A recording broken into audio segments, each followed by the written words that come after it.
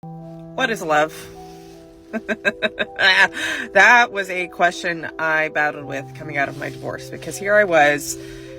I'd been with this person for 13 years. Obviously was saying I love you, love, right? For 13 years, I was communicating I love you to this person.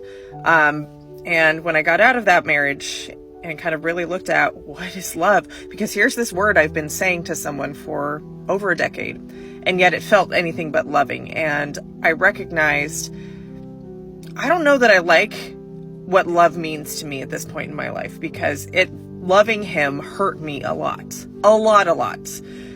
Even trauma, right? Like, I equated love now to pain, and I didn't want to move forward in my life and start to pursue other relationships with that definition of love. So I had to go on a really polarizing journey of trying to figure out, what does this word actually mean to me? Because the word that I had equated to love and sacrifice and putting his needs above my own and all of this, kind of immature thinking of love before I got married, really wasn't serving me moving forward.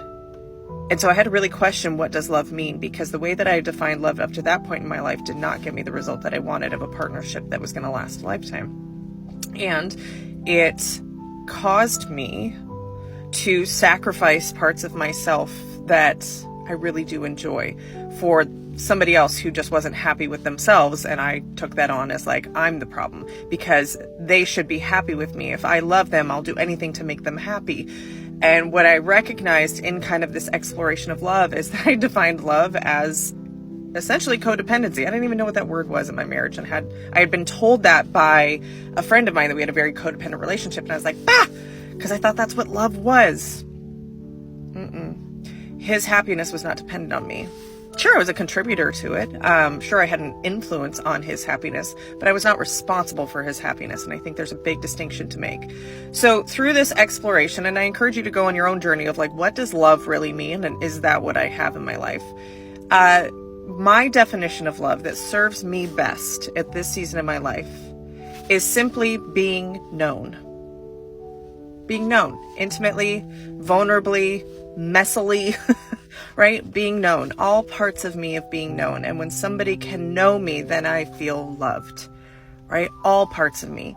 So when we talk about getting into relationships or falling in love with someone, a lot of people want to throw around love very early on in a relationship because they equate the increase in hormones and dopamine and all the oxytocin and all that lovey, good, fun feelings. And some people think that you don't love someone until you've been through a hard time and you've seen how they handle it. I look at love as being known, and there is no right or wrong definition to it. It is very personal to each person. There's no universal definition of love.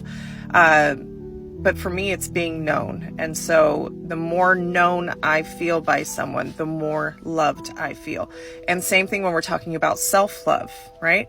Knowing yourself. So the more that, if you want to go on loving yourself, if you want to have high standards for yourself, if you want to increase your self-love, then increase what you know about yourself, which means spending time with yourself, which means getting to know yourself, what you like, what you don't like. So what's your definition of love? Like, if you really thought about it in the most simplest way possible, what is your definition of love? Because mine, it's being known. And hey, my name's Tara, and I'm on a mission to create a self-aware army, because it's lonely in these self-aware streets.